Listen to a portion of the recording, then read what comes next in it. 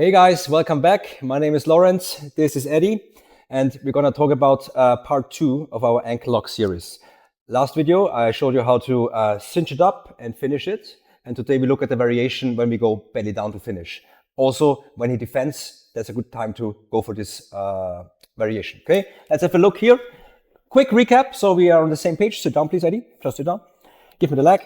So we talked about this position, right? Ashigarami, and we played it pretty basic, meaning this foot is on the outside hip, this knee is turning in, and this is like the very classic straight Ashigarami, okay? And from here we talked about how we push our hip back, go to the end of the foot, get the elbow behind our body, lock it up here, here, or here, doesn't really matter. And then we kind of go back here, put weight on the foot and start extending away, okay? That's the most basic variation of a straight ankle lock.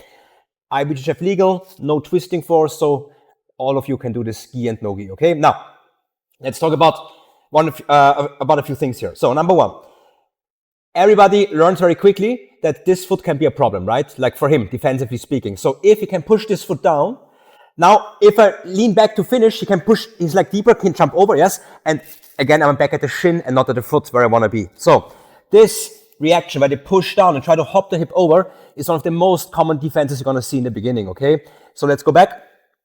So let's talk about a few things here, right?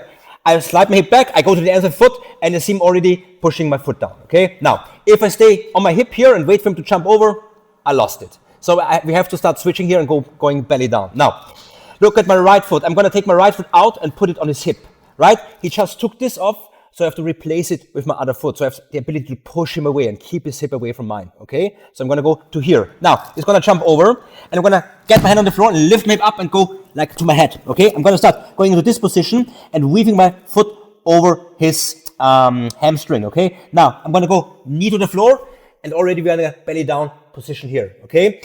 Once we're here, we keep our elbow tight to our ribs. We kind of come forward a bit. It's going to bring some tension in his foot, right? So I just shift my weight forward. So I feel his foot already extending. And from here, I'm going to widen my knees and start like lifting up my chest and breaking his foot belly down position. Guys, it's very important that we don't try to finish from here, okay? Some guys lock their hands and they keep them locked for dear life because they feel like it's a stronger control. Maybe, but look, this is a shit position for me. Very hard to finish anything, and he can start coming up here, and yeah, it's going to be a big problem here. So please keep in mind, you want to really get this hand to the floor and want to be very, very tall here. We want to keep our chest as high as possible. And then we're going to shift our weight forward and then sink our hip by widening our knees and still looking up to the sky, okay? This is going to break his foot. Anything else, it's not going to work, okay? Or it's going to be very unreliable at least. So, basic Ashigarami, I have the foot wrapped, I go back, I feel him like pushing this down, I switch. He's going to jump over. The more he jumps over, the more he helps me to come up here. You see, I kind of hip heist to my left knee. And now I get my foot to the inside and I start getting my knees to the floor. Once I'm here, elbow is tied to the rib, like in a normal standard variation. I shift forward and now I widen my knees and start looking up, bridging and closing my elbow in this fashion. Let's actually go from this perspective so that you see the footwork and the arm work. Basic Ashigarami, okay? I lock the foot, he pushes down, I replace. I come here, whoop, and I weave my left foot to the inside. Knee to the floor, and now we're here. Turn a bit, actually. Let's start here. I want to show a different perspective here. So we are here, he pushes down, I come up here, boom, boom, boom, boom. Now look at my left foot, pinning his hamstring. Elbow is very tight to my rib. This hand is the floor. I look up to the sky. I come forward, and now I lower my hip, and I kind of get this in, and look up and break the foot like this. One little thing that might help you here is you can already preemptively get the left foot underneath. So look at this. Once I feel him touching here, I can take this out and hook it already before I even step over. This is called butterfly ashi, okay? It's a very powerful variation of the standard ashi.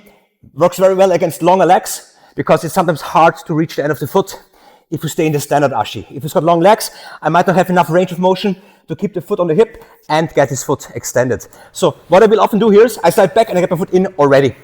Now I put my foot here. I could, if it doesn't react, go here and break him in a standard way, no problem. But let's say we're in this situation, he pushes down, I weave out here, boop, boop, or I get my foot in, lean, come up, And we're back in the belly down position. Again, close your elbow. Very important. Just put this hand on your chest to keep it secure. Come forward, open your knees, and then you look up and break in this fashion, okay? Very, very powerful. I think it's even more powerful than the standard one because gravity is on your side here. Your hip is gonna drop and your upper body is gonna extend, and this is gonna be very nasty for him, okay? And it's legal, no twisting motion, no heel hook motion, so you should be fine as a white belt doing this technique as well. So that's it for now. Next time I'm gonna show how we get there. We didn't talk about this yet, but we have to know how to get to this position as well. So this is gonna be the teaser for next time, okay? Thank you very much, and thank you, Eddie. Us.